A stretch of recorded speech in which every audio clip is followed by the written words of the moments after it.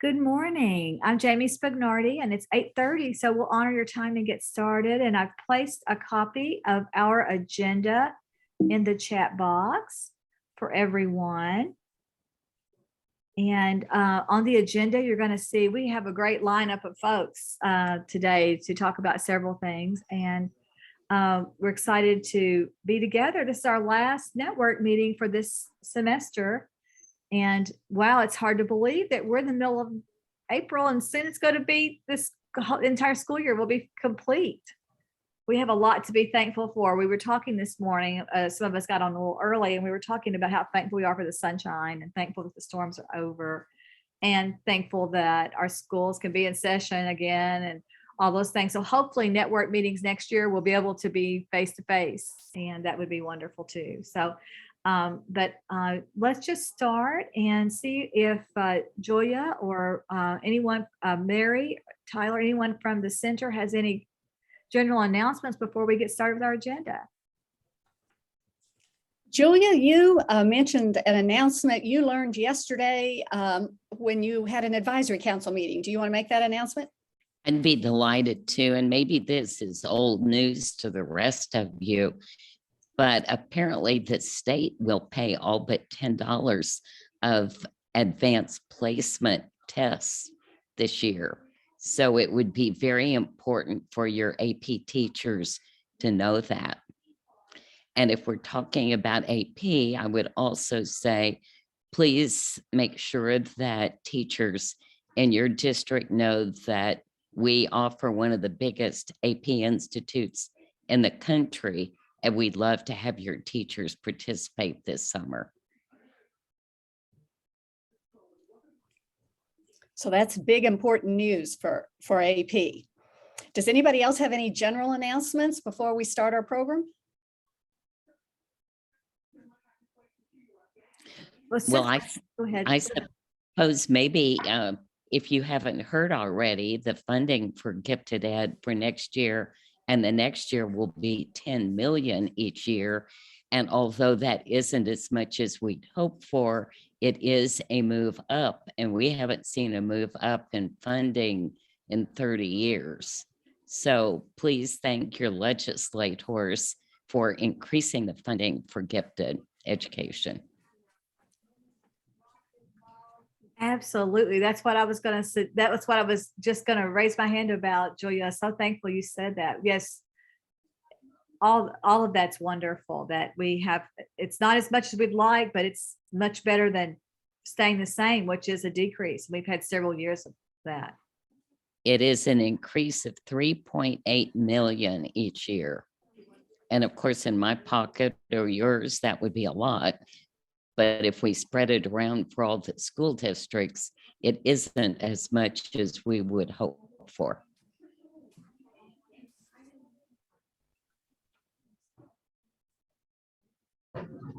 Okay, well, let's go ahead and get started.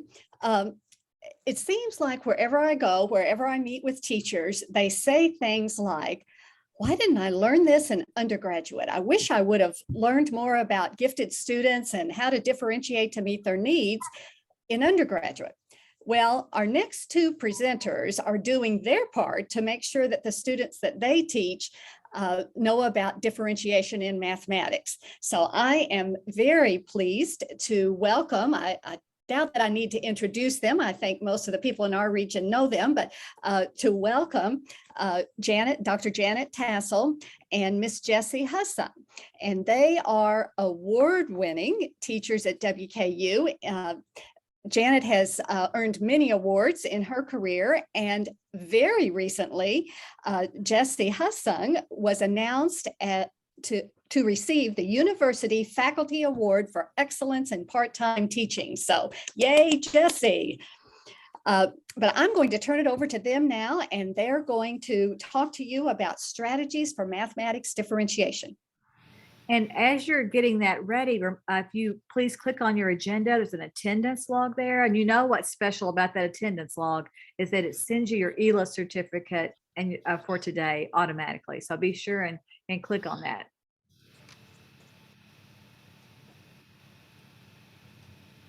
All right, it sounds like we might be ready to begin. Thank you so much, Dr. Evans, for inviting us today, and Ms. Bagnardi. We are so excited. This is an area that we're very passionate about, both Jesse and I. And Jesse has joined me in the last year and a half to going on 2 years now to work with our undergraduates in elementary math methods during the pandemic, during a time that we really needed to rethink a lot of things to support our teachers in the schools with technology support and outreach in that way as well. So it was a great time to welcome her to team up with me. Just a few things about me and also about Jesse. I have been here for 14 years at WKU. Prior to that, I was in Southern Indiana and North Spencer schools, working with gifted coordination, among other things, and also teaching math. And here at WKU, I've had the great opportunity to work with the gifted and talented masters and EDS, which we offer, and an elementary math specialist endorsement at the university the past few years. And most importantly, more importantly than everything, I've that whole time gotten to work with elementary math methods, preparing our teacher candidates. And that's what Jesse has been helping me with. And I met Jesse back when Dr. Roberts and had invited me to be part of the Javits Grant, very beginning of my career here. And Jessie was one of our teacher participants. And I was so elated to work with her and impressed with her that I invited her with a few opportunities. She wrote a book with me. She did a research grant with Dr. Sheffield and others with the Math Innovations textbook company, our textbook design, and just all kinds of really great reasons I wanted Jesse to work with me here. So we'll tell a little bit more about that, but Jesse, do you have anything you want to add before we kick it off? Yeah, I just want to say thank you so much for allowing me to be part of this. And I think I was thinking back through my Western experience, and it's so surreal to me to be sitting in a meeting with you guys and getting to be with Dr. Mary Evans, who when I was student teaching and in my Block 1 experience, I got to personally see, in my opinion, the best principal in the world. And I learned so much about administration and how to connect and collaborate, and how Dr. Evans, I don't know if you remember this, but in morning meetings, you would have problem solving questions for the students, for the Cumberland Trace students. And that impacted me and stuck with me even in my classroom when I was a practicing LED teacher. And it's just really neat to be here and get to be talking and communicating with, in my opinion, some of the greats. So thank you so much.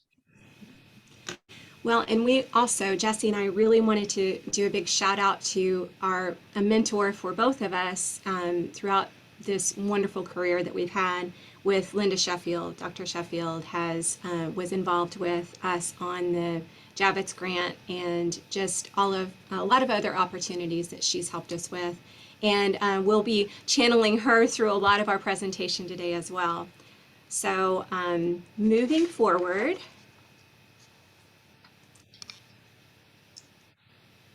So we were asked to talk about gifted differentiation for our gifted learners, specifically regarding mathematics. And so to kind of kick off, we wanted to pose a question to you guys. So how can we as teachers, educators, engage and provide differentiated mathematics instruction and assessment for our gifted learners?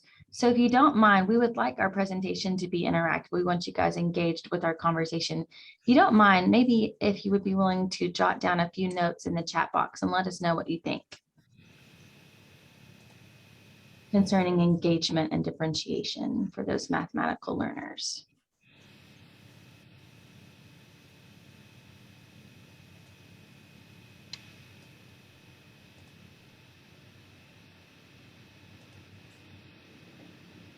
I'll give you a moment to do a talk move that we use as wait time. So I'm going to give you a few moments to think and type.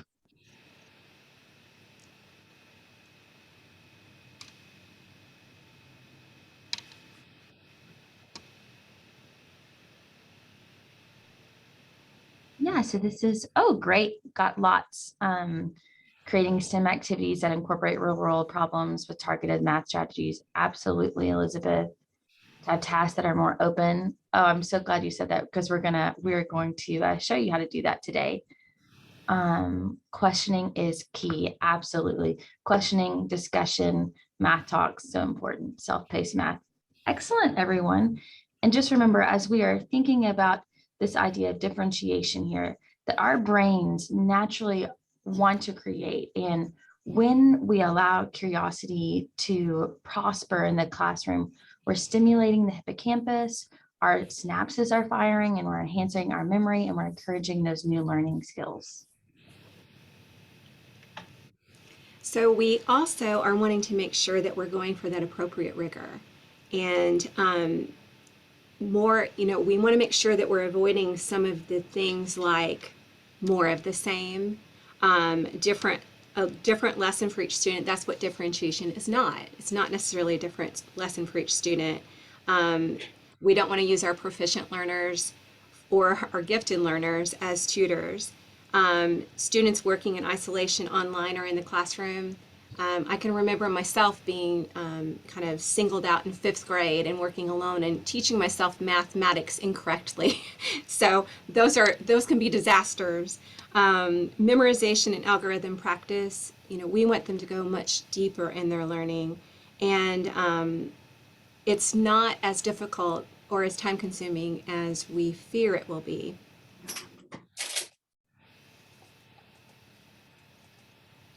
So one of the terms that I have loved that we picked up from Linda Sheffield was the bottoms up types of problems.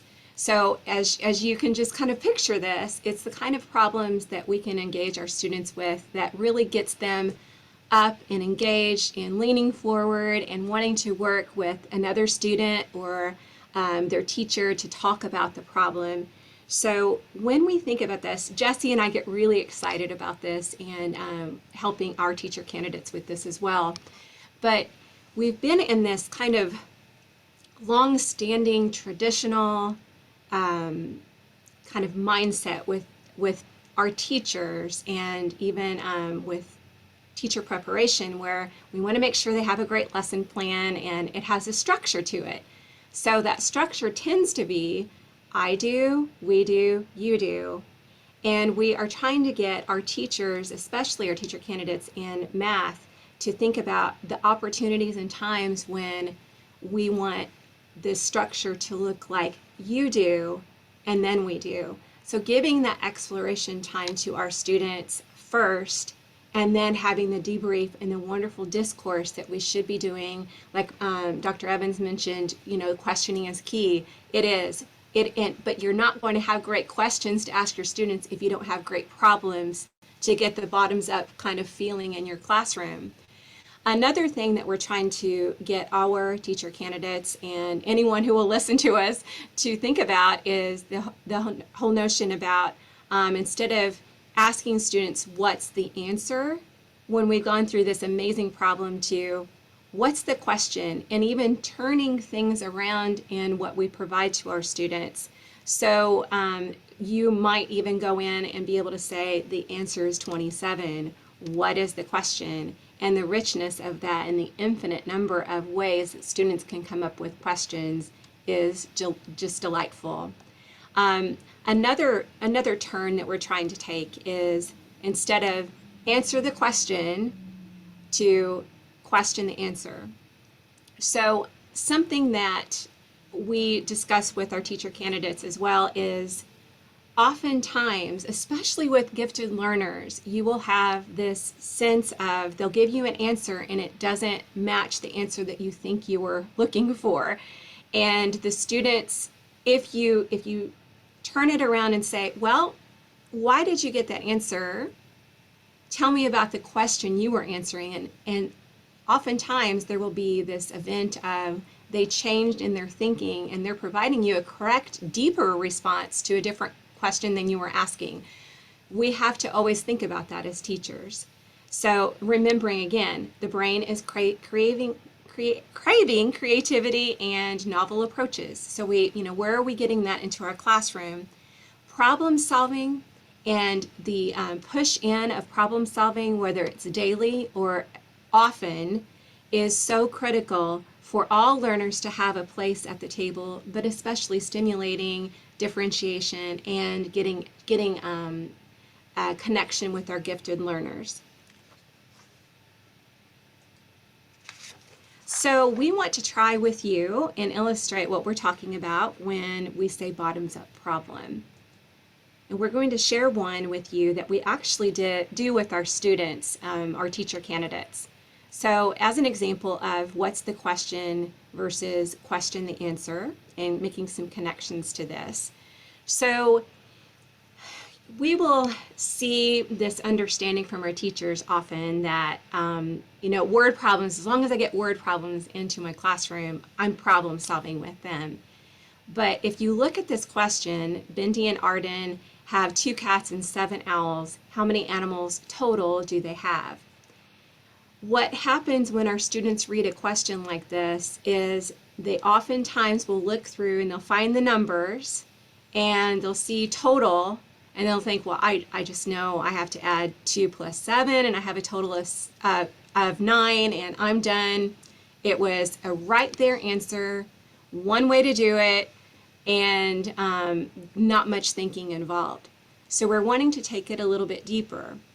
So one way to begin this, to kind of tip your toe into differentiating a problem, is to look at it and think, well, Bindi and Arden raise cats and owls. They have a total of 9 animals.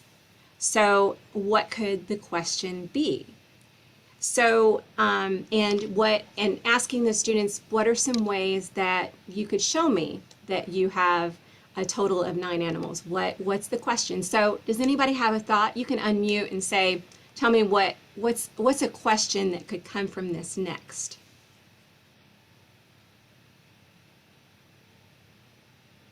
How many possible legs could there be? Ooh, how many possible legs? That's a good foreshadowing, Elizabeth. So another question, anybody else have one more?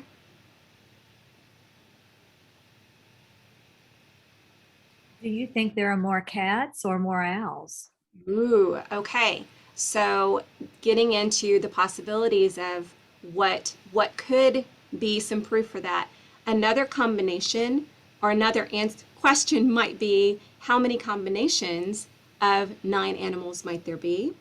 And show me how you can prove your answer. So students might make something like a chart to show the combinations. And then there might be an argument about, or a discussion about, well, is 0 cats with 9 owls or 9 cats with 0 owls even a possible answer in this question, and having that debate too, and how the answer might vary. It might be 8 or it might be 10, depending on what the students say. So it shows how there could be different answers to the question. Excellent. So, Go yeah, ahead. go ahead, Cece. So when thinking about adding the challenge and engagement to this question, so like we're talking about gifted differentiation in mathematics. So we want to consider our mathematics learners, the pace at which they learn and how we can deepen the content that they're learning. So let's add that challenge and engagement. And Elizabeth, you really kind of hit the nail on the head with this one. So let's look here from that traditional I do, we do, you do. Like we said, we are questioning, we're discussing in our mathematics classroom. So let's look at this example now. Bindi and Arden raise owls and cats. They have a total of 9 animals. If you count all the legs of these animals, there would be 28. How many cats and how many owls do they own? So how can we go about solving this problem? And if you don't mind, go ahead and solve this problem. See Elizabeth working hard, ready.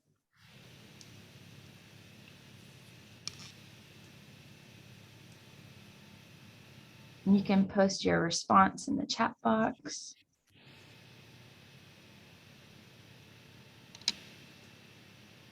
So like we said, we're firing their synapses in their brain. We're building that differentiation for them. We're not to the pinnacle yet, but we're working there, working to get there.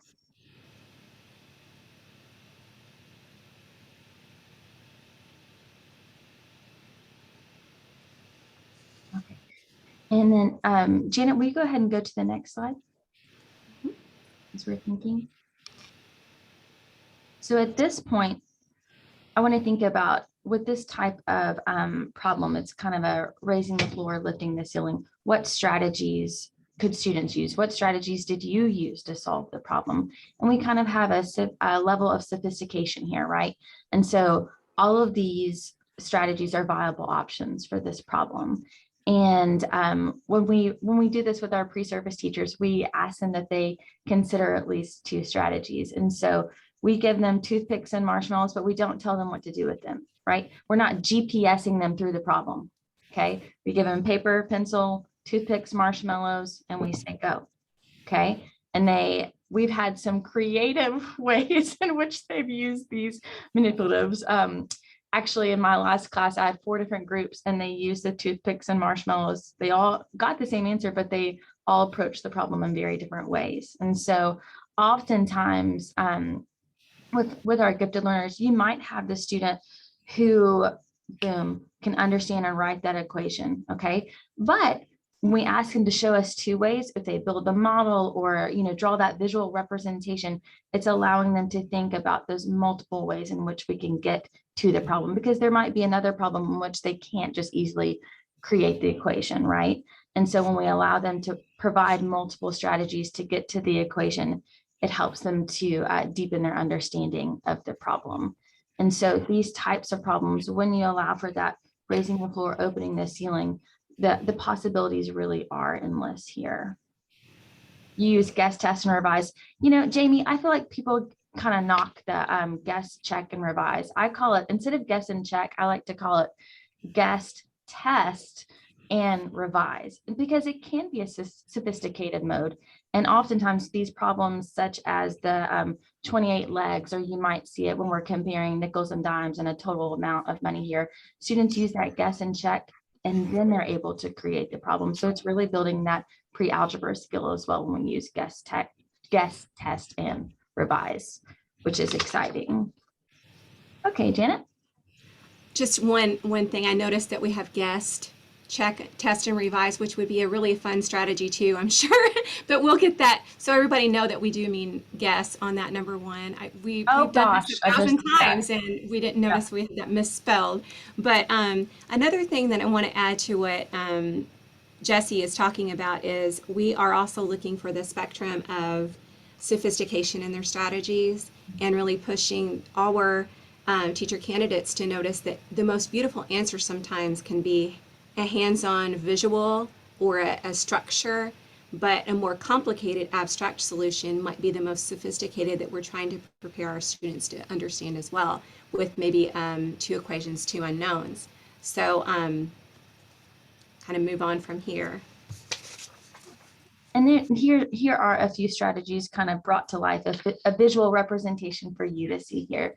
And so our students could have made a chart. This is often what we see when we see that visual representation or the physical representation. And then finally, our more sophisticated strategy would be creating our equations. So Mary, how did you do your 5 cats and 4 owls? How did you come up with it? Oh, can you unmute Mary? I did the guess and check. Elizabeth, you were working really hard on yours. What did you end up using? I was drawing the little circles. Well, you can't see it because I'm blurred out, but I do the Yes. circles and the legs, Similar to drawing. this one right here, probably. Exactly.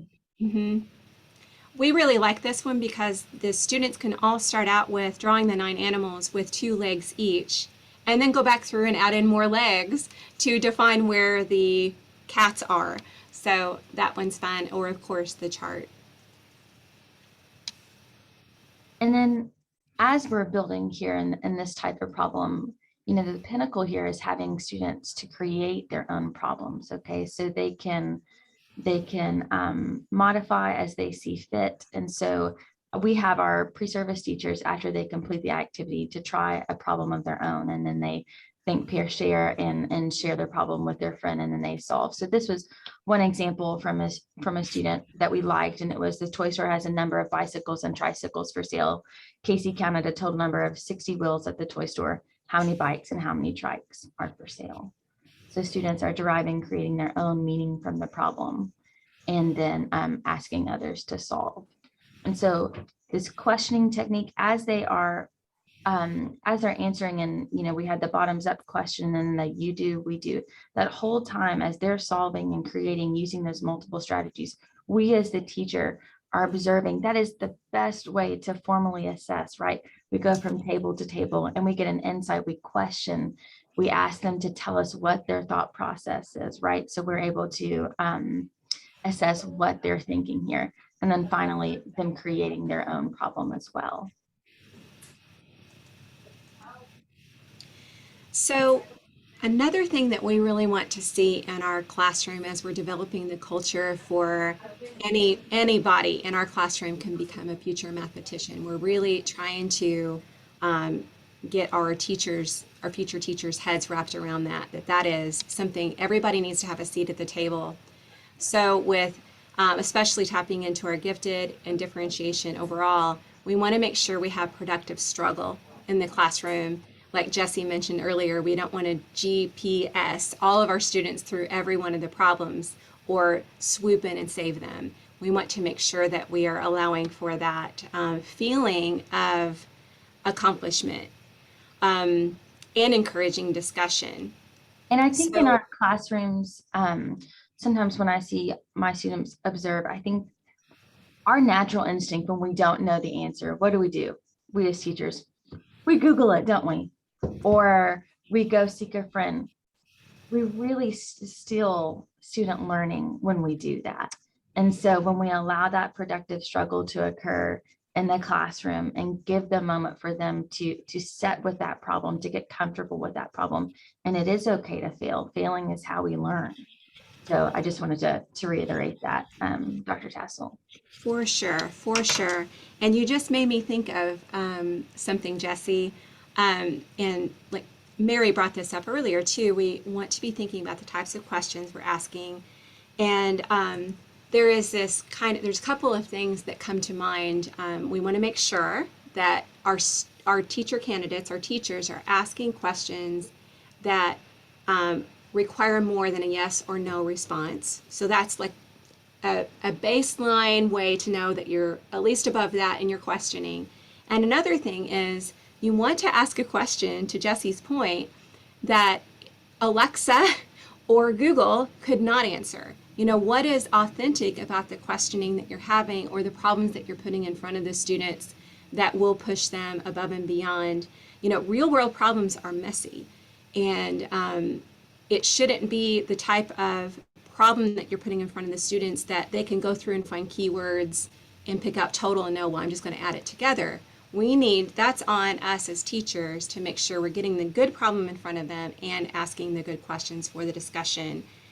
This also involves making sure, we're looking at Bloom's taxonomy, looking at help from that, help and support from that, incorporating in our discussion the talk moves, which we have a slide coming up in a bit to make sure that we illustrate for you what we are speaking about.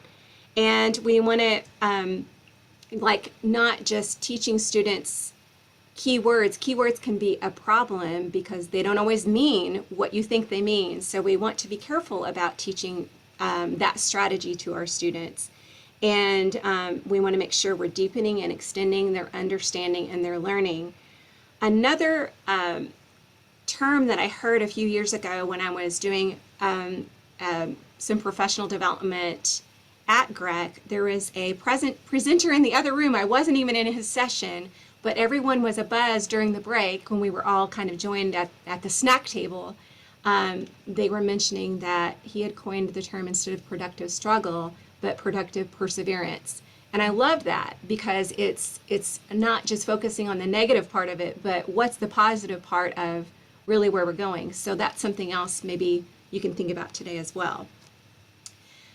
One of the pieces that Linda Sheffield and her team in some of their Mentoring Mathematical Minds materials have developed, which is a curriculum that is really targeting gifted individuals and gifted students. What we really love about this is these questions. If you're trying to help your teachers, a lot of you are here today to be able to take something back to your colleagues. So we really like this list of questions as kind of those general questions that you can always use with anything you're doing, as long as it's a good problem to start with. It's not going to work with those, right there answers and like the original owls and cats problem. It's not going to be as deep with the learning on that because it's a right there answer. But this also works really well with the talk moves. Let's see if that always works, on invented strategies. How is this problem like the one we've solved before?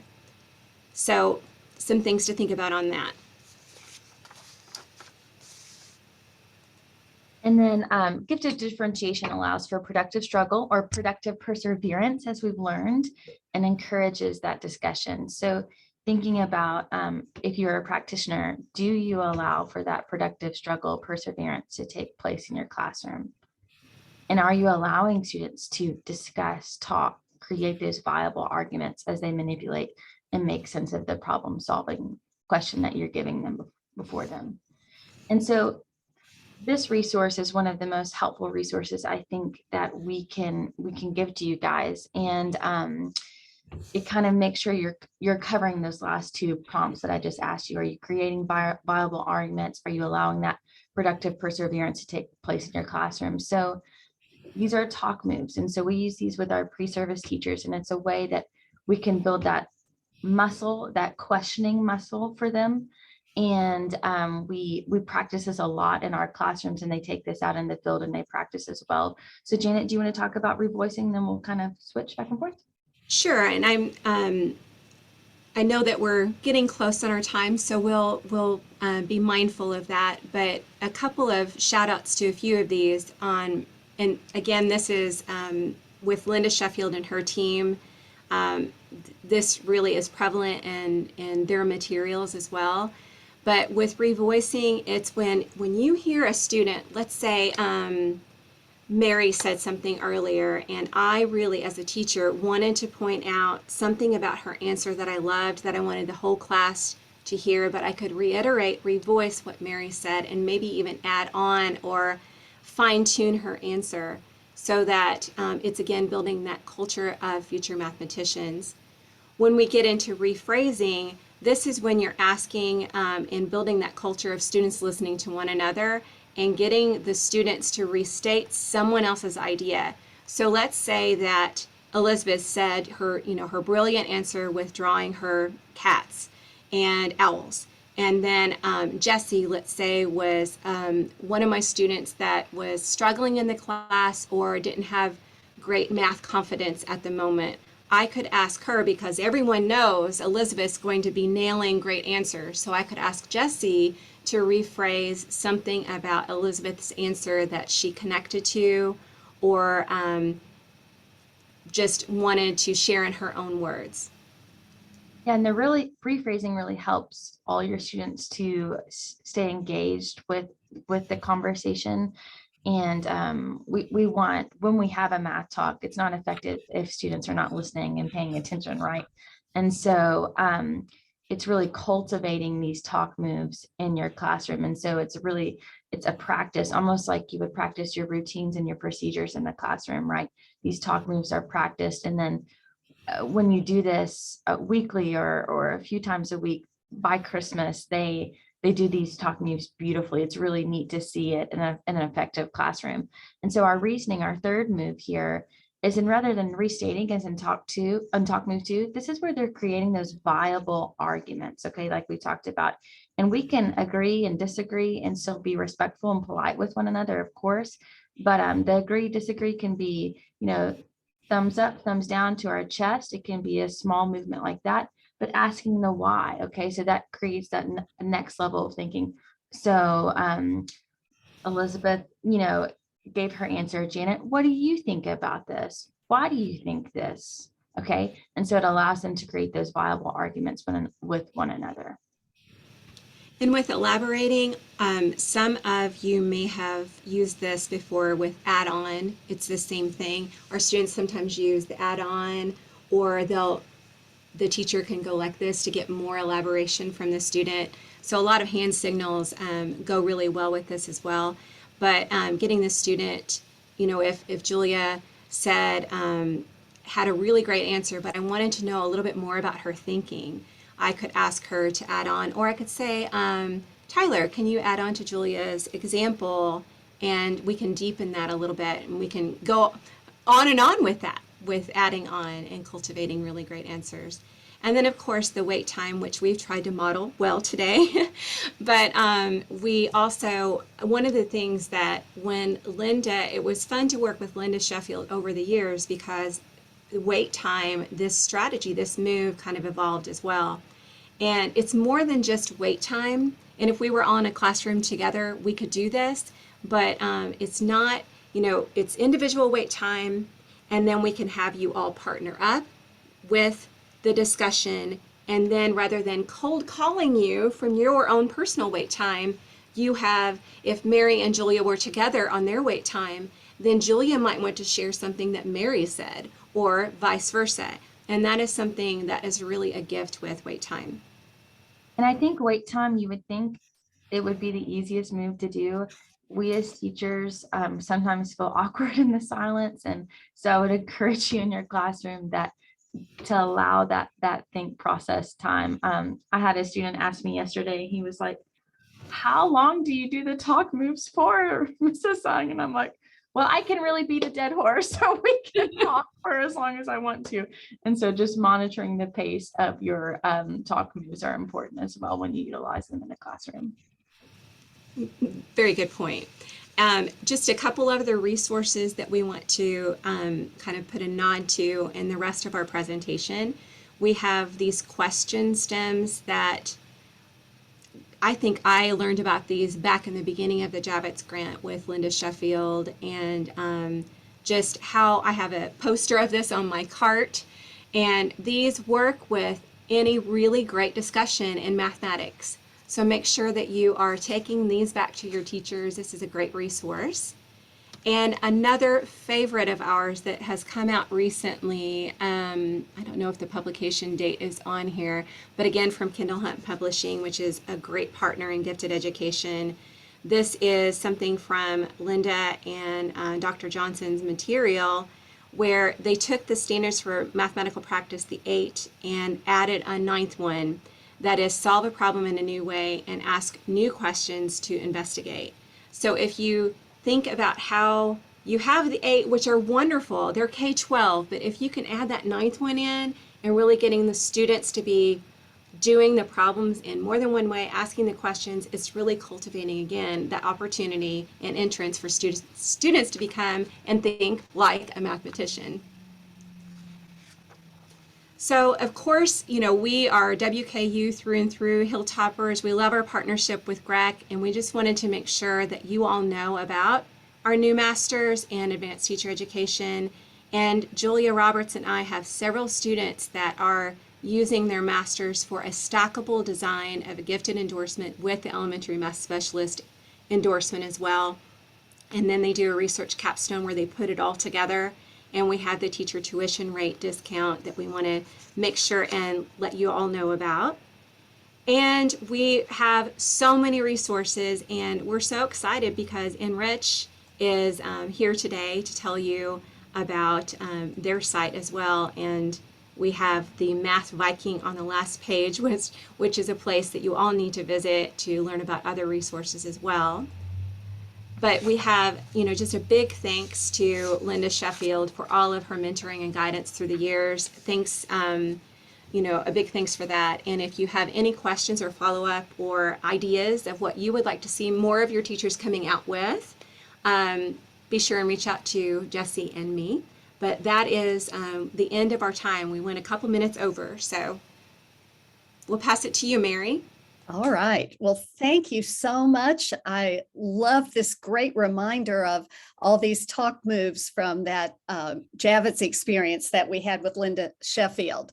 And I love the ninth question that has been added to that one list of investigating your own problem.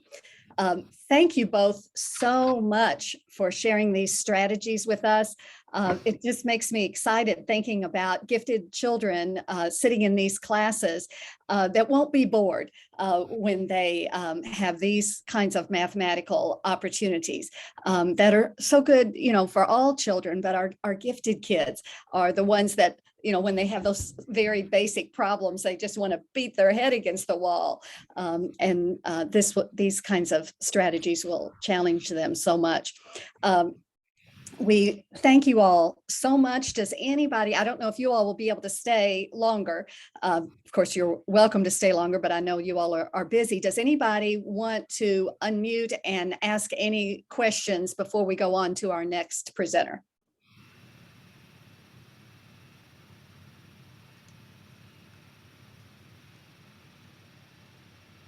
Well, okay, then we will move on to Elizabeth Joyce. We call her B.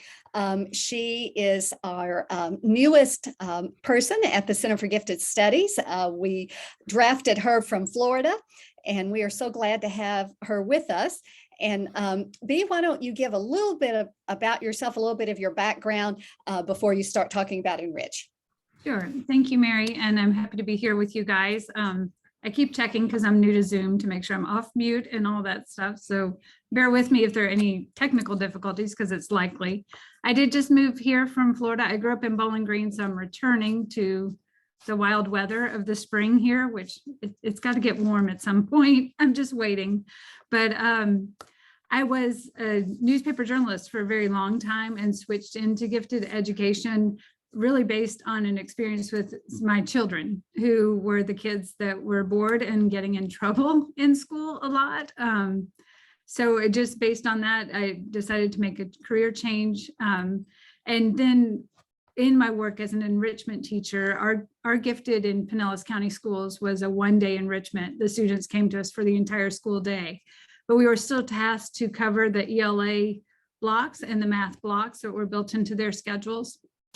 And the math that we had was great. It was figured out math, but that went out of production and we couldn't use that anymore. So we were kind of floundering, and I was tasked with coming up with K-5 gifted math curriculum with no textbooks, which is always fun and kind of hard to do, creating it out of nowhere. And that's how I found the Enrich website. So I'm not from Enrich. I just appreciate what Enrich has. And when Mary asked to share math anything, that's what I wanted to use, because it's so useful for teachers.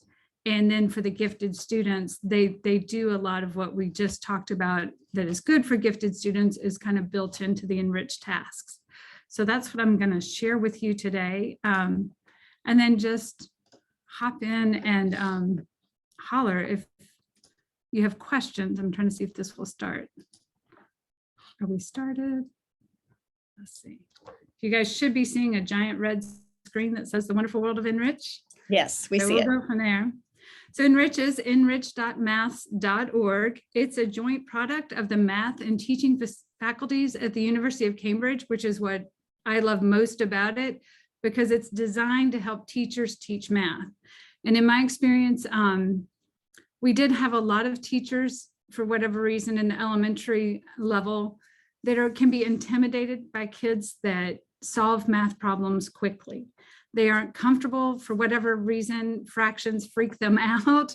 They get to different levels where they just don't enjoy teaching math. So it almost becomes this chore of, I've got to get through this hour and then move on. And so I went to several different trainings. We worked with Rachel McAnallen out of the University of Connecticut and with some Enrich folks. And if I had been taught math the way we should teach math, I would really have liked math. I didn't enjoy it as a kid because it was stressful for me. So now if we can try to get our teachers to teach it this way, I think we'll have a whole generation of kids that actually love math that don't think of themselves as mathematicians right now. So I do like this site in that it's trying to teach our teachers as much as anything. So there's so much to love, and it's a lot of what we talked about in our earlier session. My favorite piece is that low threshold, high ceiling, which I think Jesse had been talking about. So if you're trying to explain it to someone else or to parents, because parents don't like math that they're not familiar with a lot.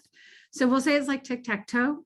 Tic-tac-toe is a low threshold, low ceiling task. It's easy to understand the rules. If you've ever had small children in your family or in your classroom that learn how to do tic-tac-toe, they want to play with you all the time and you're kind of sick of it because it is easy to figure it out. There's a very low ceiling. Once you know how to solve the game, it's a boring game and you just do it because you have to and you're being nice. That's what school is like for a lot of our gifted students. That's all day, every subject is like tic-tac-toe. They've figured it out, they've heard it before, and there's nothing enjoyable for them. And so we try to give that counterpart would be chess.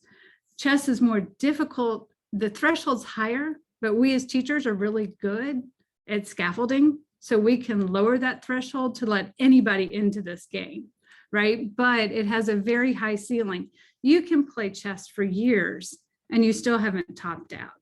You still have things that you want to figure out and you're engaged in it. So we try to find with math, those low threshold, high ceiling problems where everybody in your class can enter in, but not everybody taps out. And you can, that's differentiation to me. We're all working on the same strategy, the same strand, the same standard, but we have different levels going on. So as a teacher, it's more manageable. I think what happens when I was talking to teachers about differentiation, they thought every student needed to be doing something else. So they see that as 50 hours of planning for 1 hour of math, and that's not what it is. So it's trying to get them to rethink that. So this is what Enrich looks like. When you go to the Enrich landing screen, you can choose primary or secondary. This is their primary student homepage. So you'll see that there's 4 quadrants, the top left, the red, the latest feature. Enrich has live problems that they post. So when they post a live problem, usually on social media is where I see it, anyone in the world can tackle that problem. So you and your students can be working on the same problem as someone in England, in France, wherever, and then you get to submit your solutions to Enrich. If they choose yours are featured on their homepage and as part of their social media. The purple quadrant is the recent solutions. So that's where they would post those solutions. That's also where they'll put newsletters, or if someone writes an article that's of interest to teachers, they'll post it there. The lower left is activities and games. That's where you find your math topics. So if you have standards you're trying to teach, you can look at that link that says math topics. Play games. Games is a fantastic one. It does take a little bit of time to look through because some of the games are designed to be for groups of 4. Some are just partner games. Some are individual. Some are interactives where it can be the student with the computer or 2 students using the computer game. What we like to do when I was working in Florida is we would take those first weeks of school and we'd do the whole class game, a different game each week, and then we can make those centers. So we do the game all together as a group. So everybody knows the rules, knows how it works, and then you can make that one of your centers. So you can kind of build up your centers easily, and it makes those first weeks of school a little more fun. Go Wild is kind of that. It's a mishmash of things. I like that they have a lot of logic problems in there, and that's a great way to get kids who don't see themselves as mathematicians to work on math for a very long time. And then my favorite really is the lower right, that green, the thinking mathematically, which we just talked about, thinking like a mathematician. They have a section called Be a Mathematician and Be a Good Thinker. So it's talking about perseverance, questioning, building on to different problems. So if you clicked on Be a Mathematician, this is what it comes to. So it gives you, these are lower primary and upper primary, the different like areas that a good mathematician would have. So it goes on. I didn't put the whole screen on there, but it's a lot of what we just talked about with Jesse and Janet as far as questioning and convince me and discussing and working systematically. And so if you go on from there, this is from the upper primary working systematically. It's just an example of one of their tasks. And you'll see the age that they put, I'm pointing as if you can tell, sorry. But they have the age at the top that it's appropriate for what they consider. Challenge level can range from 1 to 3 stars. I will say that sometimes the 1 stars can actually be challenging. So that's one thing to, don't just say, oh, I need something hard for these kids, but to consider your 1 stars. A lot of the low threshold, high ceiling will start as a 1 star because it is easy to get into. And you'll see the great place over here to the left is what's great for teachers, the getting started and the student solutions. Getting started are questions that they can pose. If you have the crickets when you introduce the problem, just to get them all started so they can have a way in. Student solutions is for you as the teacher to see, not for your students, but it shows you different ways that kids solved it around the world. Teachers resources, that walks you through this problem. Here's how you may start with your kids. Here's resources you may want to use. So it will suggest like the marshmallows and toothpicks, manipulatives you may want to have on hand. It will have handouts sometimes if you need to copy something, like playing cards that you would need. And then it shows you other problems that could build off this or similar to this, and resources that way. I'm trying to think, Mary and I, we found this the other day. They actually have their entire curriculum map in a Google Sheet. So that's linked through that PCMD, the primary map document. So there is a secondary one as well. But you can then go by and look through topic and find what they have available for you there. So we're just doing a quick hit on that. And I did kind of cheat, Jesse and Janet, I have to say, because I asked Mary if I could start with a problem. We realized we wouldn't have enough time. The problem that I borrowed was from Enrich, and it's called Hands and Feet, which is exactly what we were talking about today. I had built a PowerPoint in my previous job and some documents. I'm happy to add those to our curriculum for anybody that wants to have something you could share with teachers that would immediately use what you're learning today. So this is a quick hit. This is another, it's not free, but this is awesome curriculum that I've used with high-level learners in math from Edward Zuccaro. The great thing is the lessons are they're kind of whack, I'll be honest. You probably would want to build a PowerPoint because it's not a textbook that you would hand a student, but the problems that are given to practice are leveled out. So they have level 1 through 4, and then they'll have either an Einstein level if it's the problem solving genius, or a, I think it's called genius level.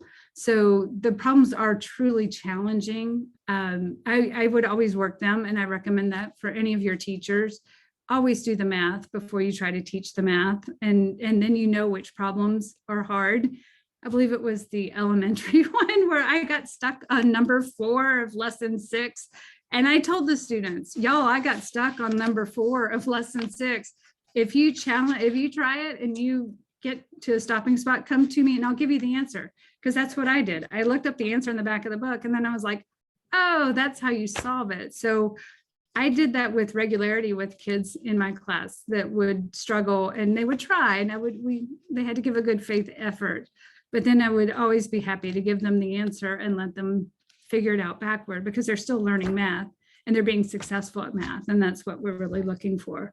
And another free bit of curriculum that I did not link on here, sorry, but I can put in our agenda, is Zoid and Company, which is Z-O-I-D and Company. That is Rachel McAnallen out of the University of Connecticut. She has fantastic suggestions, workshops that is detailed like every minute of her workshop. So it's like attending a workshop for free. It's not as much fun, but you can get a lot of great information about it. One of my favorites is having kids write their own word problems, and she steps it through. First, they write the problem with no numbers. Then you add numbers in. Then they have to get the part that Mary was talking about. They have to write the questions to match their word story. And a lot of them cannot do it. And it's fascinating because you'll see some of your super fast math solvers, they're problem solvers. they cannot write a great math question to save their lives, but that shows you where their gaps are. So you can go back and then you realize, oh, you're really great at the rote things, but you really aren't thinking. And we need to go back and help you, coach you through that. So Zoid and Company is, and Rachel McAnallen, you can search her name too, McAnallen, and she has some great free resources that build on the same sort of thinking that we're talking about. That's just good stuff for gifted students. So that is my quick field trip. I'll add those other resources in the chat and on our shared document there with our agenda. Oh, thank you, Tyler. See, he has my back. I appreciate it. Thank you so much, Bea. Wow. One of the things that Jamie shared with me that was requested after our last GREC GT Network meeting was folks wanted differentiation ideas for mathematics. So hopefully you are sitting there thinking, wow, we got what we asked for. So many resources to take back and share and explore. So thank you so much, Bea. Does anybody have any questions for Bea before we go on to Hannah? All righty. Hannah, we're so glad that you're here today. Something else that was requested at the end of our last GT Network meeting was more information on identification. So what we decided to do was to ask some really great GT coordinators who've been working in this field for a bit of time to share their expertise. So we're going to start out with Hannah England, and she's going to talk about general intellectual. Well, good morning, everybody. Thank you so much for this opportunity. I am really excited to be here and thankful for this group of friends and colleagues. I feel like it's always encouraging, educational, and it doesn't matter how many years you've been in this, I believe that you always come out with something new. So like it's been said, my name is Hannah England, and I am the gifted coordinator for the Russell County School District. So I'm happy to be here. I'm going to see if I can successfully share my screen with you.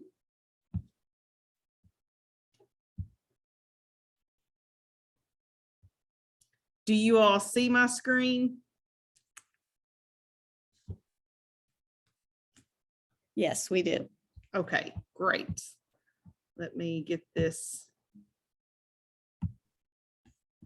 I also want to give a shout out. She is not on camera, but Miss Susie Stevens, she is my colleague here at Russell County. I'm so thankful to have her, and she has assisted me in helping with this information that you have seen today.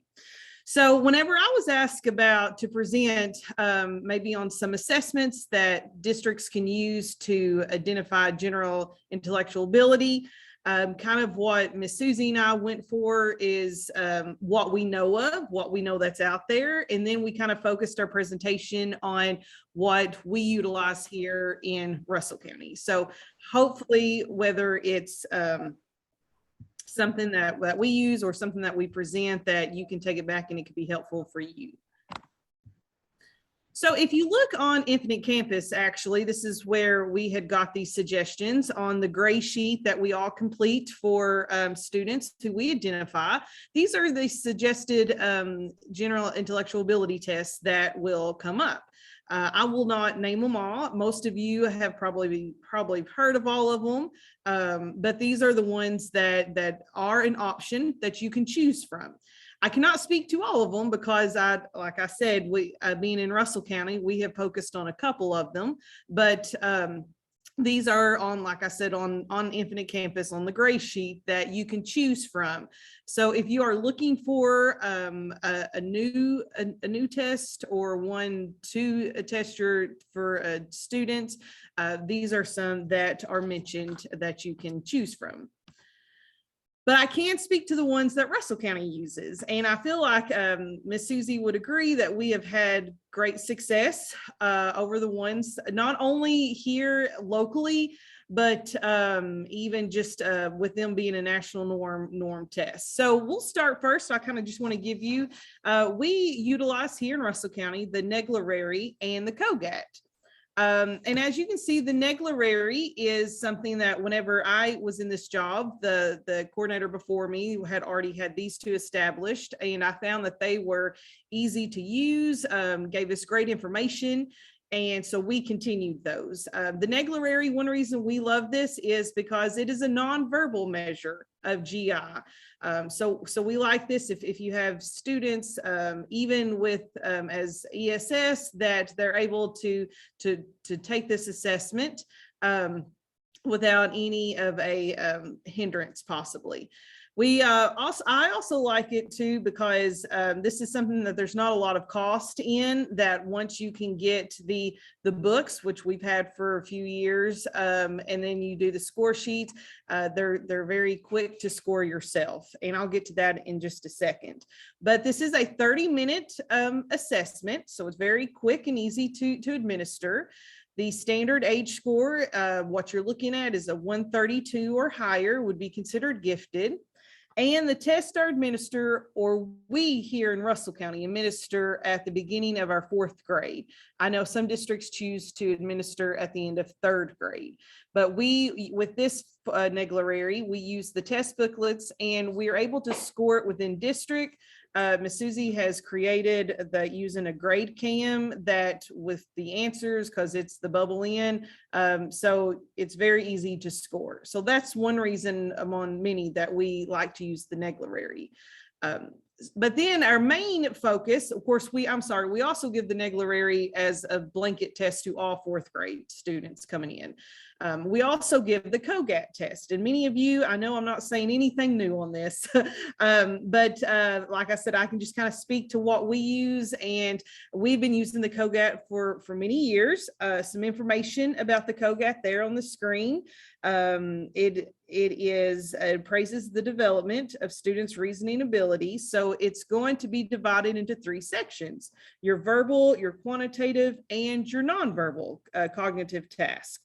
And this is on the bottom. Now, this is just something that Russell County uses, but we will use the COGAT. We give it to all 4th graders, and we kind of look at a score of an 80% or higher to receive the full battery. And I will talk about this a little bit more on the next slide, but we have utilized this year for the first time the COGAT screener, which is, I think the teachers have really enjoyed that. It's not as much class time taken from them. And it's the COGAT screener is 30 minutes compared to the full battery that could be 3.5 hours. No, I'm sorry, 1.5 to 2 hours. I was thinking more of Iowa, but and I will talk about that a little bit more.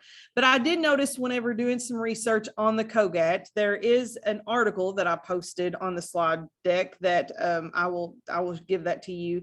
But it says that the COGAT cut score, they suggest for the placement test of gifted to be in the local top of 3%. And then the COGAT on the screening form, the local top 10% to who could take the screener. But I'm going to move on, and I will talk more about that in just a moment. Now, one thing that I am very excited to say that for the past few years, we have transitioned into taking the COGAT online. A few years ago, we noticed that we were going to have to purchase new books for the COGAT, and looking at the cost of that and looking at that a lot of the testing seems to be going in the direction of online, we decided to make that jump.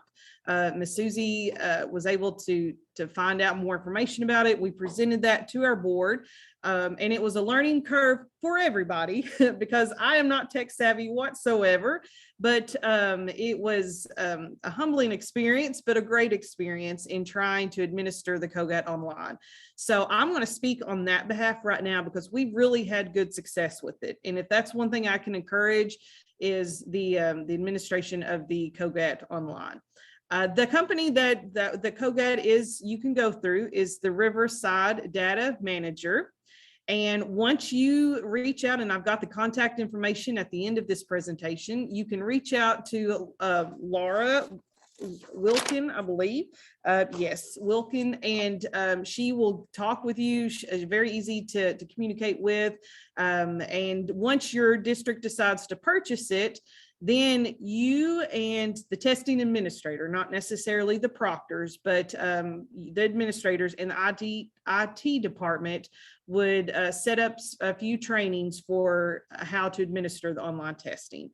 And so through those trainings, you will learn about the lockdown browser. Something at first I was like, oh my goodness, I don't even know how to do that. But thankfully, IT knows exactly what to do. And it's as simple as pushing out the lockdown browser on to the Chromebooks. And we were doing this before Russell County went to one-on-one. But since we have gone to one-on-one, the district has just pushed it out to all the student Chromebooks, which makes it so much easier that the students, we wouldn't have to worry about scheduling a computer lab at the school. They could just do this test on their Chromebook. And then once you set up the sessions, it's as simple as printing off. Each student has a unique ID code, and then there's a session code, and they put it in. And it's if I can do it, anybody can do it. It is that simple.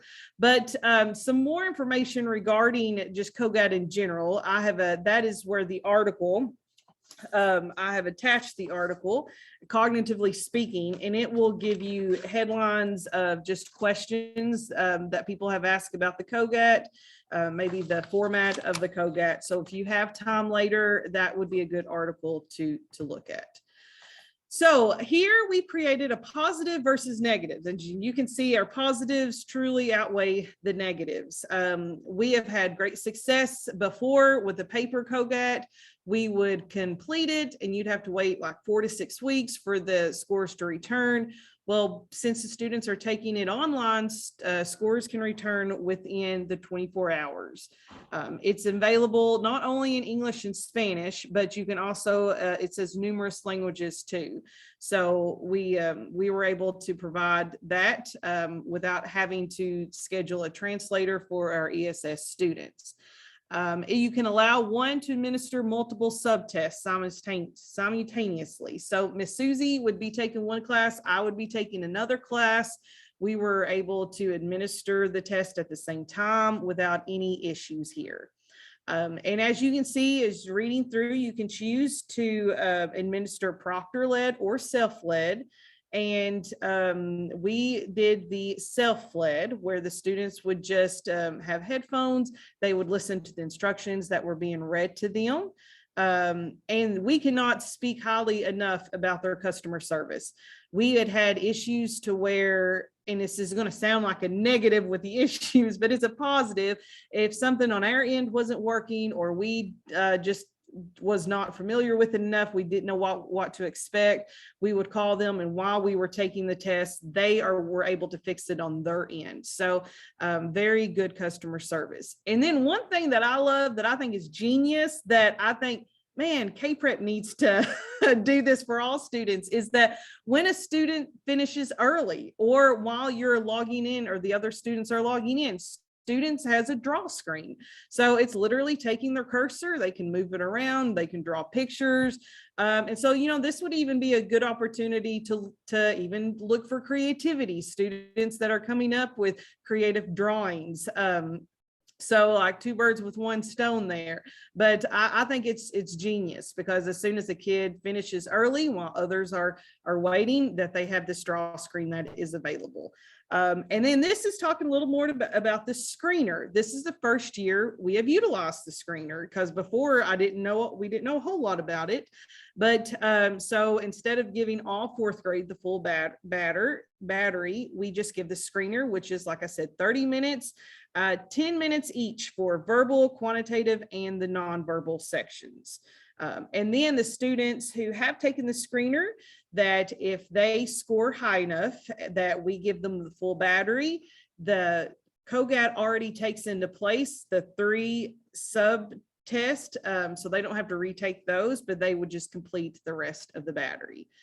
And then the negatives. And if these are negatives, technical issues could arise with anything you may have. So I don't really consider that a negative, but like I said, their customer service combats that very well. And then the yearly cost, you will, if you were to go to books, I understand you would have that one payment of the books, but you would still have to pay for the scoring of it. But we think, and I've written it down here, the quote that Riverside gave to Russell County this past fall was that for the COGAT, for one screener per test was $11.13. So at Russell County, we ordered 210. And so our cost for that was about $2,337.30. And then for the full battery, you would have the test as $15.23 per the test. So once again, there's going to be cost with everything we do. So if we had to put that on a negative side, but for sure, we plan to continue with this method for the next year. And while looking through this, I just came across this quote, and I don't know about you all, but it made me stand in my tracks, by Monica Simmons. It says, "No test will make a difference until you analyze the data appropriately." So we use the data to highlight what a student is capable of, because performance is not always an indicator of potential. And I just think that is, with the COGAT, you get a lot of great information, you get a lot of detailed reports, and we share that with our teachers to let them know, like, this is where all of your students are at. But I really like that quote, because I thought that is true. Unless you utilize the information you receive from the test, you can't expect to make much of a difference. And here's the contact information for the representative that we went through, Laura Wilkin, for the customer service. And I know of I don't think she's on here today, but Lacey Terry from Casey County, this was also the person that she went through. So she's very good to get with, to talk with. And so I would highly recommend, if you have any questions, you could reach out to her and possibly set up a meeting. But I will stop sharing now. I feel like I've just taken over talking too much. But thank you all so much for this opportunity. Hopefully now, if you didn't use COGAT, maybe you know a little bit more about it, which a lot of you probably do. But thank you, and I hope you all have a great Easter. Thank you. Thank you so much, Hannah. It's so good to hear from a practitioner who is doing this in their school and is working out the bugs and is finding things that work in their district. And we appreciate so much you sharing. Does anyone have any questions they want to unmute and ask Hannah?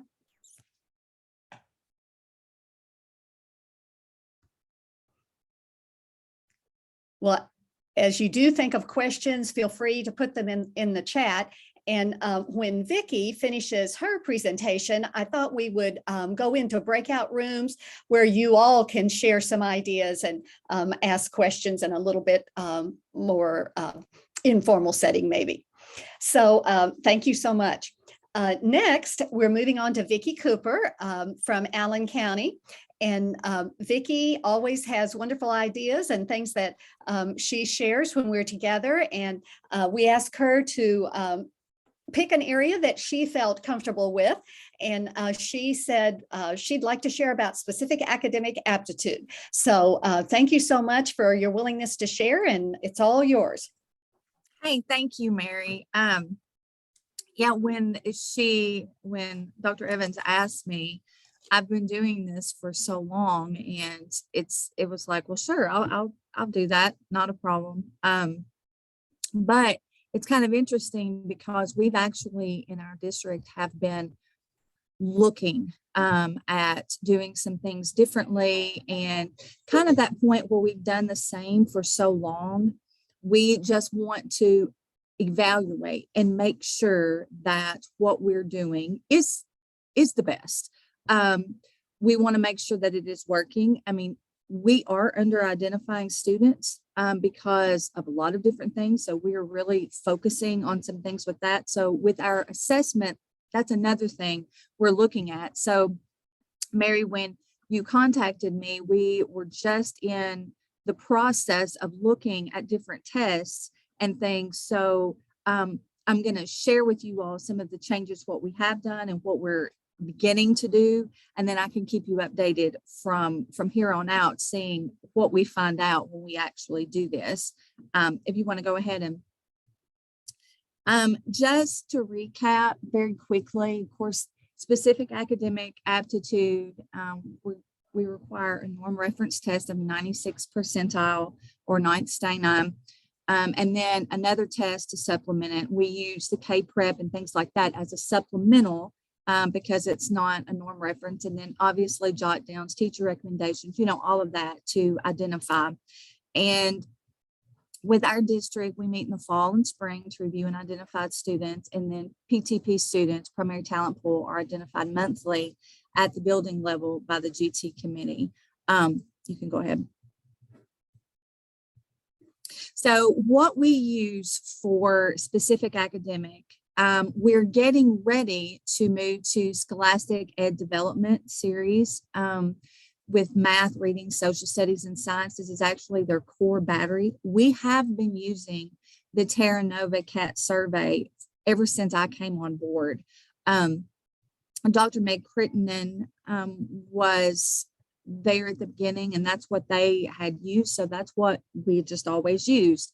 But we had been coming into a lot of customer service issues and problems every single year. There were issues. Either the test results or not all of the test results were coming back to us, and lost tests and things like this. So we decided when we started looking at this initiative of us, what we're going to do for under identification and really our whole holistic initiative, that this may also be a good time to look at some different assessments. And so the Terra Nova is a good option as far as I think as a good assessment. It's valid, and we've gotten some good numbers over that.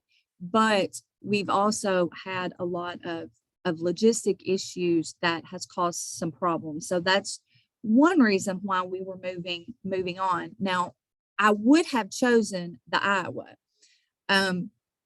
but the reason we chose not to go with the Iowa is because one of the other tests that we already use was the Iowa for our science and social studies. And that was a big issue for our kids, is so many times when we would test at the end of 3rd grade, we would have the Terra Nova, but because they weren't K-Prep tested in science and social studies till the end of 4th grade, then we felt like they wanted that extra additional test. And so we couldn't get that identifier. So we went ahead and added the Iowa test for science and social studies. So the decision was made, instead of going all Iowa, which would put us back in the same situation with our science and social studies, we looked at the Scholastic Education Development Series.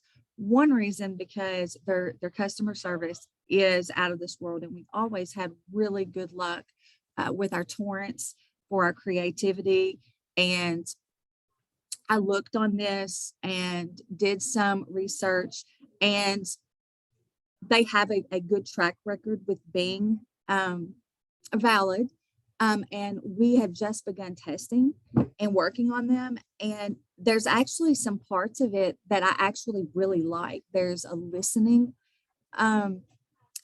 component in the language arts section that I really liked, because it assesses students' listening skills in addition to comprehension and all of the different things. So there are some things. It is older, but I don't always equate that with being bad. And so we're just testing that out to see where we're going to be with this one this year. So when we get those scored and everything, that would be something that I would be interested in coming back and saying, hey, yes, let's go. I mean, we love the Scholastic Ed Development, or no, let's not do that. But so that's just something that I'm excited about, that is going to be different. The students have really enjoyed it. I will say that it is broken apart just what we've noticed, the timing, the students are doing okay with it. A lot of the reading, there's 2 separate parts in that is a 30-minute and a 45-minute, but it allows things to break up. A lot of the times with the reading on the Terra Nova, and I'd say there's pros and cons with this, on the Terra Nova, you'd have 5 minutes, and then you'd have 4 minutes, and you'd have 6 minutes. And a lot of times the kids were just like, they were getting antsy. They would immediately get done. And then my faster kids, they would only have 3 or 4 minutes to do something different. And, you know, they were getting really restless. So this has been nice. As far as this is concerned with the reading, I've enjoyed seeing them really working hard, really staying intent. And then when they finish, then if they have time, then we've got a couple of different activities that they can do, or they can choose that are independent. And that has worked out. They seem to enjoy that better. They seem to be able to stay engaged better with that. So I'm interested to compare some tests and norms and see where we go on that. But with both of those, we do math, reading, social studies, and science. There are a lot of other areas with that too, with the complete core, or excuse me, the complete battery. But we do not do that because we have several that we already use for our cognitive and verbal and nonverbal. So we don't add that additional, and this is already a few hours anyway. And so we don't want to add anything that we don't have to. I mean, we certainly want to get the assessments. We want to make sure that we're covering all the bases, but we don't want to put them through a bunch of additional testing that's really not going to give us any more bang for our buck. The other thing that we have used in the past is the STAR. We use math and reading for both of those. We've used those several years. That's been a district choice, but now our district has moved to the FastBridge. And I'll be honest with you, this is brand new for us. I don't know a lot about this yet, but we're going to be doing some trainings in the summer to really get more involved in this. But it will replace, for the district scores, it will replace our STAR. Now, there will be some STARs still given because the schools can decide and determine if they want to keep those. They will just be paid for by the school. So I know our intermediate center has talked about keeping the STAR. The STAR is norm reference. A lot of you are familiar with STAR because a lot of them are done the whole school 2, 3, 4 times a year some. So we use both of those. Those are also norm reference. So those can also be used as the primary. And then we use the Iowa test of basic skills. Honestly, they have now changed it to just the Iowa test of science and social studies. So that gets to make sure that we have 2 of each one. Mary, you can go on to the next. This just gives you some pictures. The Scholastic Development. Again, this is from Scholastic, the same people that do the Pauly Torrance test of creativity. And you can see we use actually 13J. I couldn't find a picture of that, but it's very self-explanatory. The interpretive manual is very easy to navigate. You can go on. And then you can see the FastBridge and STAR are both online. And so that works well for most kids, especially now since the pandemic. We are 1-to-1. So all the kids are doing with Chromebooks every single day, all day. So anything online, it seems like they're way better at it than I am. I have kindergarten students that are like, oh yes, Miss Cooper just did it. I'm like, okay. So like, thanks. And I'm like, man, I used to be I thought I was tech savvy and I thought I just had it. And now I'm like, no, I don't. I gave up that title a long time ago, especially when there are 3 and 4-year-olds in our preschool program showing me how to work programs and things. So, but so yes, and both of those are done, and teachers do those a lot in their classes. And so that's one thing that the program, we don't have to worry about that because those are already done at the school level. So we don't have to handle that. We just get the benefit of the scores and all the data. So both of those. Mary, you can go on to the next. And then the Iowa test too. We actually, Dr. Roberts a few years ago gave us some surplus tests that they had used and they were getting rid of, and we were able to have those until we were able to purchase our own. And once we purchased our own for the new updated version, we now have them score. So I really enjoy the Iowa test. If by chance you don't use those and aren't familiar, I really like them. They're very self-explanatory. The complete battery, I think they're laid out well. There's a lot of good things. It's a test, just like everything. Of course, there's issues with every test, but I do like the Iowa test a lot. So I know I have worked with those for several years. So if we do not choose to keep the ed development, then we are definitely looking to go to the Iowa for our battery in place of the Terra Nova. And I've always had really good results with that. I've had a lot of kids that have been dead on that I would think, I mean, you know how you are. If you see these kids and work with these kids, especially if you see them at the very first grade, even kindergarten, you will see definitely, I think this kid is, and then, or I don't think they are. Usually those tests and I align pretty well. They're pretty indicative. So definitely with Iowa. And the other thing that we do for our identification is we have done something with special considerations. We just began this. We're in our early stages of this, but we feel like we have a very large number of impoverished children. And so there's a lot of our kids that don't have the same opportunity as other children do. So we now offer the special considerations.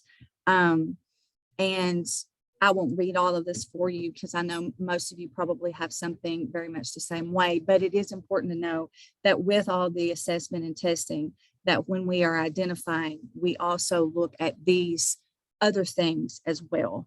I'd certainly go into that more later if you have questions, but I'm definitely up on my time. So I want to hand that back over to Dr. Evans, but definitely the special considerations, we have just gotten started on that, but I know that we will have kids that we would end up identifying that wouldn't have gotten identified just on the assessment measures. So don't leave this component out. We just started it this year. We were behind really. We should have had it a few years ago, but we've gotten it in place now, and much more hopeful on equity and access with having this piece. So don't forget this piece. Okay. And What questions do you all have for Vicki? Do you want to unmute and ask her any questions that the whole group might benefit from hearing from?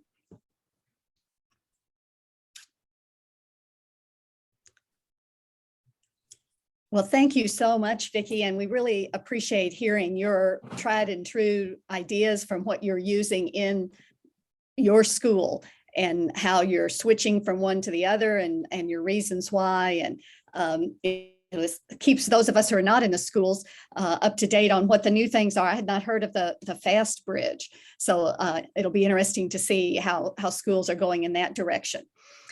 What I thought we would do now is go into breakout rooms And Mary, this, I think that Hannah may have had a question. Hannah, Oh, did you have sorry. something to ask?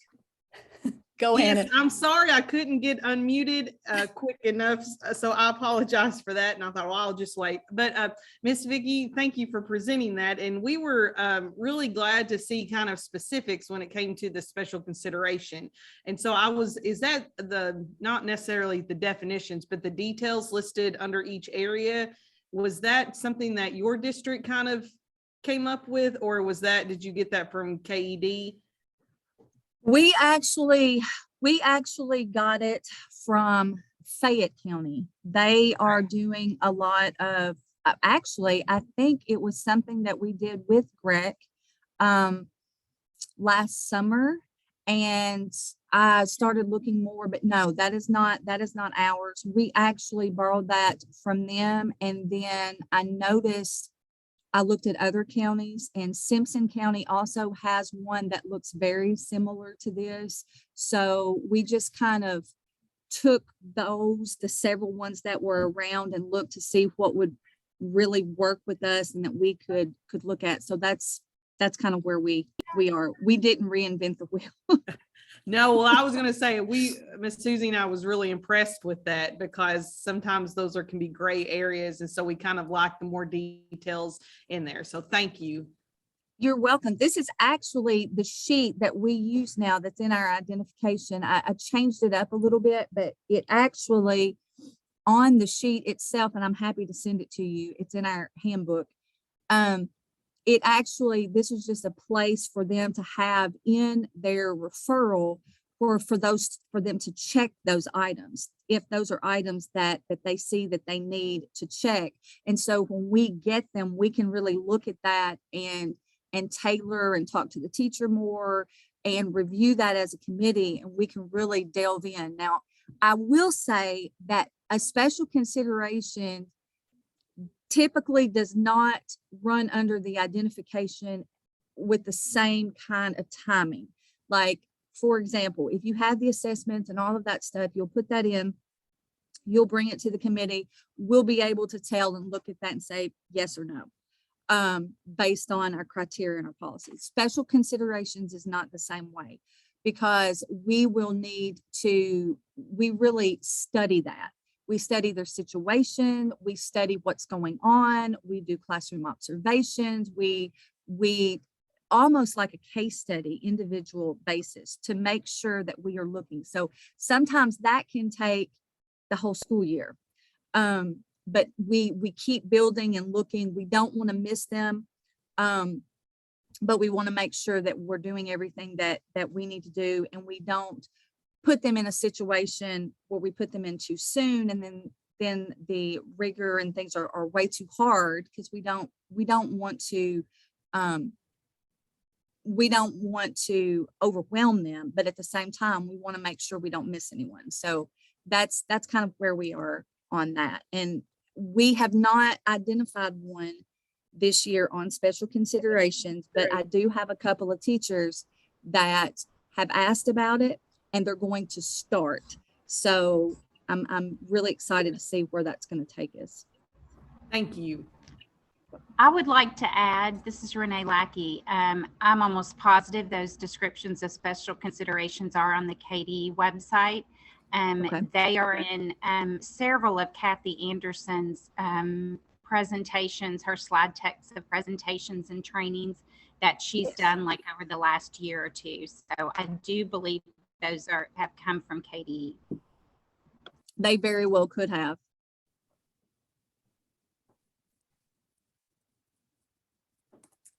Okay, let's move into breakout groups so that we can have some further discussion on identification, particularly since we're focusing on the general intellectual and the specific academic.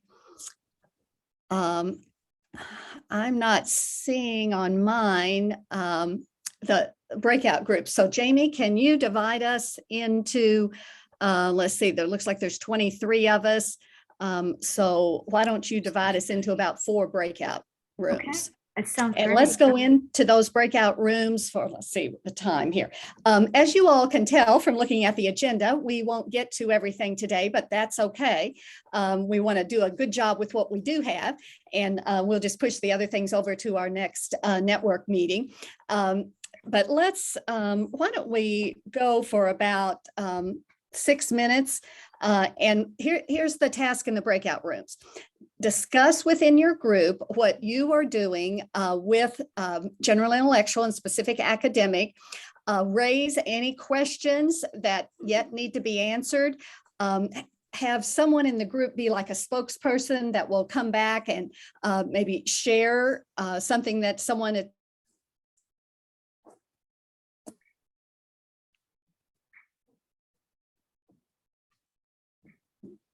we'll do that for about 6 minutes. Okay, sounds great. Starting to get into it. I'm going to just ask each group if they have something to share, and I'm going to start with the group that I was in. And I've asked Mr. Alexander here from Barron County to share something he's doing in specific academic with local norms.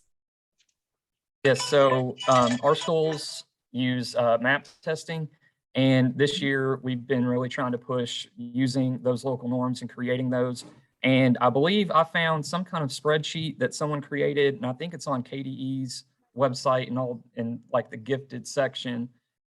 Basically, you can plug in that data. It doesn't even have to be MAP, but just your grade level data if you're doing it at an individual school, and it can give you those local norms. So even if a student might not be at the 96th percentile on national norms, when you plug in that data, you might see that they are actually 96th percentile and above with your local norms. And so I feel that especially as we are like recovering from how things have been the past couple of years with the differences in how students have been receiving their classroom services and everything, that's really important that we do double down on those local norms so that students can receive the services that we offer through our gifted programs.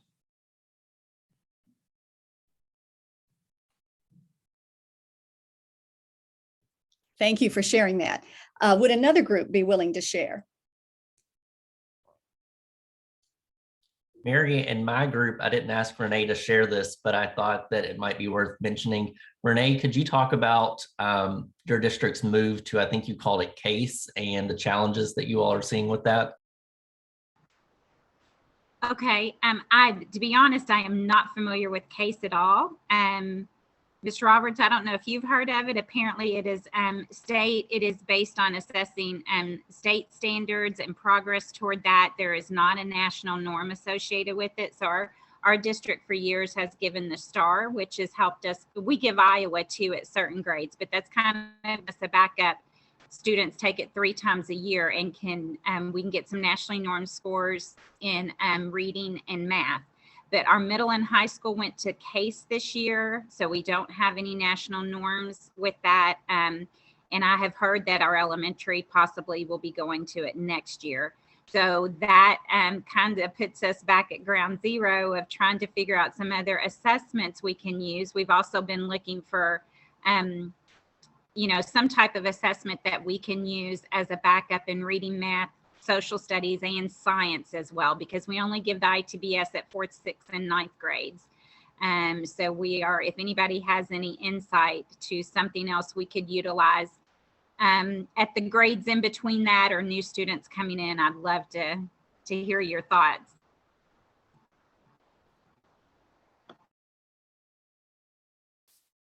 Anybody else familiar with CASE?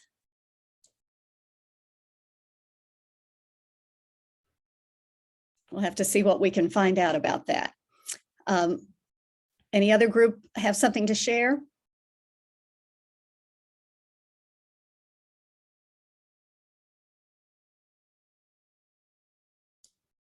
Mary, this is Bea. I can add in real quick. We just touched on talking about trying to find students that don't typically pop to the top on your regular classroom tasks. And one that I like to use a lot was to just do STEM challenges, because you'd see your engineering kids You'd also see your group leaders who might not have a typical time to step out in the regular class. There's a resource online it's feelgoodteaching.com, and I'll put it here in the chat. A woman named Carrie Tracy, she has an elementary STEM con that's online every year. She tries to keep it affordable for teachers because she's a teacher and she knows how that goes. If you catch her during the early bird, it's I think less than $50, but it's a easy way, and it's so engaging. You don't have any behavior issues, but it gives you a chance.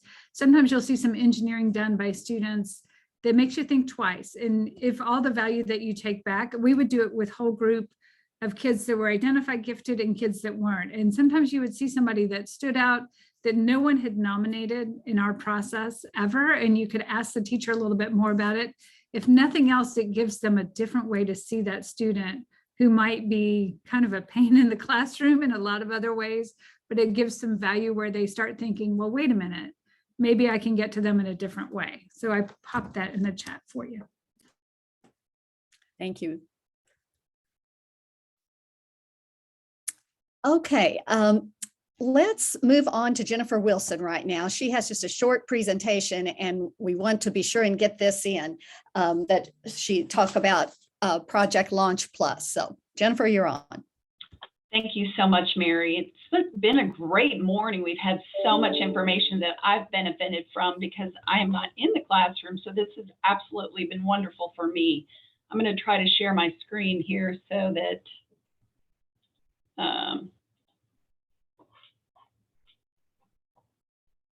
I hope I selected the correct one.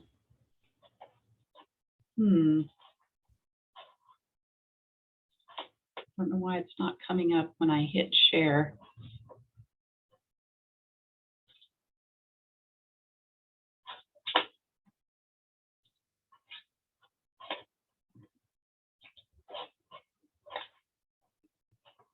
Okay. Jennifer, do you want me to share it for you? That would be lovely. Okay, give me just a second. I'm trying to share it. I can see it, but it won't let me share it. Thank you. All right. Well, I have a question for all of you, and I know there are a lot of people on here that are very familiar with Project Launch Plus, and I want to thank those of you who've already participated or have your students participating. For those of you, you'll have to bear with me so I can reach out to those who are not as familiar. I do have a question for all of you since we're talking about the benefits of questions. Do you, teachers, have students of high ability in your classroom who have limited opportunities due to either financial reasons or perhaps rural reasons, living in a rural type setting that deterred them from maybe getting to some of the enrichment opportunities that they otherwise might be able to get to? Well, I would suspect that each and every one of you has a good number of students who have limited opportunities in one way or another. Okay, Tyler, you can bump it.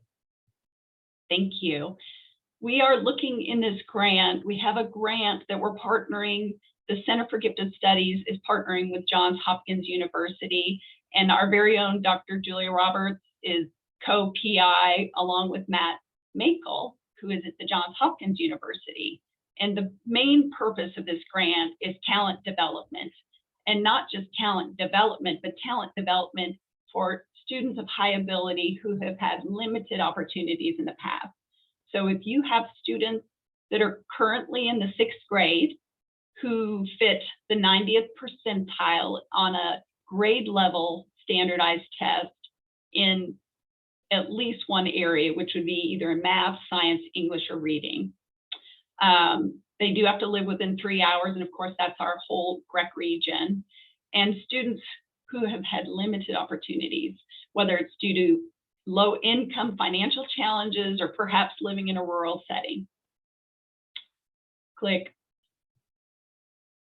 The structure of the grant is set up such that all students will be tested. The grant covers the cost of the above level assessment, which is the same assessment as that we're using for TIP Kentucky. It's the IXL test, and I can tell you more about it if you have questions. Also, families will benefit from research-based informational emails that provide information to help support these high ability learners. Now, the caveat of the grant is there's a wonderful opportunity for students to attend Camp Discover, as well as an online experience called Virtual Discovery. And then the following summer, there's a second camp. The caveat is that only the research is requiring that we randomly select half of the students. So all the students will participate in the testing and the information provided to the families, and half of the students will go to the camp and the virtual discovery. Click. Just to give you a quick synopsis, the Camp Discover is patterned much like our 2-week SCATS camp, only it's for the current 6th graders that will be randomly selected. It's a week-long residential camp, July 11th through the 16th. They come to campus. We have wonderful classes that are in the works right now. Teachers are either WKU faculty or outstanding area teachers that are familiar with working with this particular grade of students. And of course, there's lots of activities. We have inspirational speakers. There's optionals in the evening that are engaging and fun. And this is no cost to the family. The grant pays for the camp. Virtual Discovery is an online experience that our very own Bee is actually working on. She's working hard at some really wonderful creative ideas for this year's virtual experience, and it's either 3 weeks prior to or after Camp Discover. So once we do the selection of the students for camp, we will also notify those students whether they do the experience prior to or after. It's only a 3-hour commitment each week, and it's more of a do it at your own pace. So there's a lot of flexibility. You can still do your daytime camps, and the student could do the virtual discovery in the evening or on the weekend if need be. Right. And of course, I've talked a lot about the TIP Kentucky above level assessment. And for those of you who are not familiar, this is a test designed for 8th grade students that's provided to students for this particular grant will be 6th grade. So it'll help assess in the 4 areas of math, science, reading, and English where the students are ready to learn. Now, this test does not, there's no connection with it and the random selection for the camp. So those are 2 separate pieces. And the benefits of the test, I think is, here we go. Both teachers as well as family will receive extensive reports about their student. There'll be subsets of the different subject categories, and there will be wonderful recommendations based on the scores and the results of what to do to help challenge and nurture your students. And if you have any questions or if you're interested, please reach out to me. We have a website where you can actually register your students. I know lots of you have already been reaching out to your families or have sent in. You are more than welcome to add students if you haven't already tested and you still would like to do so. Or if you haven't registered yet, feel free to get on the website here or give me a call and we can get it worked out. I would love to have every county represented within the 3-hour reach of Bowling Green. And we're about out of time.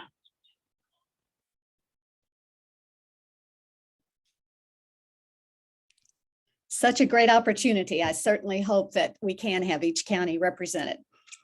Okay, Jamie, let me turn it back to you for a little wrap up here. Okay. Thank you so much, everyone. It's incredible to see everyone's face. I'll tell you something I did not do. So I didn't take a picture. I always like to take a group picture when we begin. So if I put a camera on for a minute, let us take a group picture. We like to tweet, give everybody so if everybody camera on just a second. I usually do that in the beginning. Thank you so much. We've had so much wonderful information today. Let me see if I can do this without having my camera show. I'm not a pro at this. Let me just say that. Thank you. So on your agenda, there is place for you to give us feedback and tell us more about what you would like to know, about what questions you still have. how you would like for maybe some ideas about what you'd like to see in the future for next fall. I know Vicki mentioned that we did have a joint training in this, I think it was last June, maybe we had that. Greg, anytime that you would like for us to help sponsor that, we're happy to do that. So please tell us what your needs are. And I think that's all we have. We thank you. Good to see you all. Thanks, everybody. Have a good day. Thank you.